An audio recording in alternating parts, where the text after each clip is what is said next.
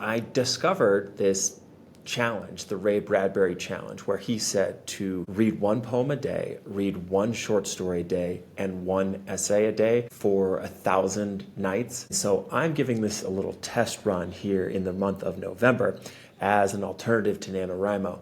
The other big piece of advice that Ray Bradbury had to writers was to write one short story a week. To keep this challenge simple for myself, I don't really want to be picking tons of poems every single day. So I found the Oxford Book of English Verse, published in 1900.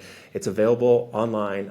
Gutenberg project. It's free, 700 poems, and if I stick with this, then I can just work my way through this collection.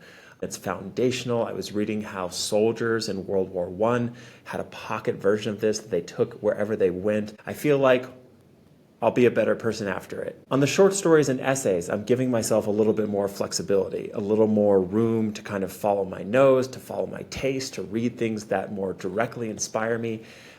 For those this week, my goal is to work my way through a couple collections that I've half finished but haven't finished yet. One of them is this one. It's called After the People Lights Have Gone Off by Stephen Graham Jones. Maybe you know this writer. He wrote The Only Good Indians.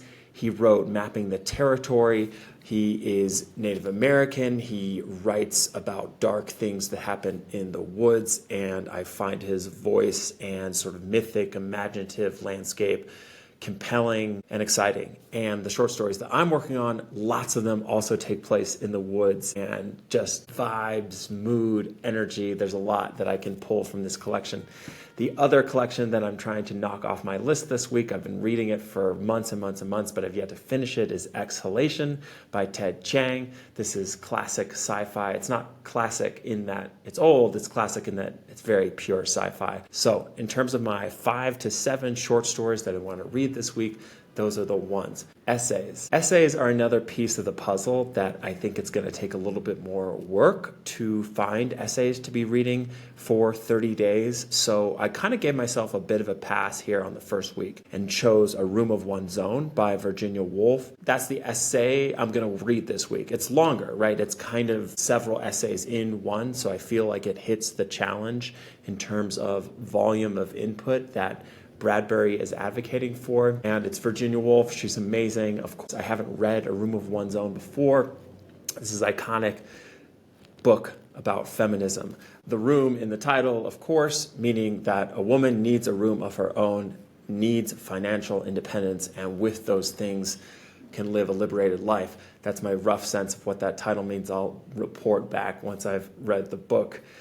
Anyway, where this is all going, of course, is my own fiction, is my own stories. I started a story last week called The Herd, about a herd of elk and things are awry and a body is found in the woods. You can see where the Stephen Graham Jones connection comes in here.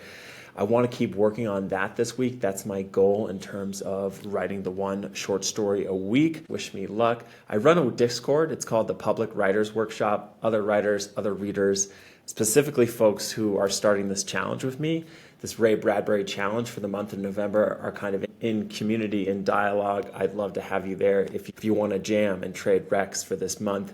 I'll put the link in the bio. Be sure to like this video so more people see it, and I'll talk to you again soon with some more updates.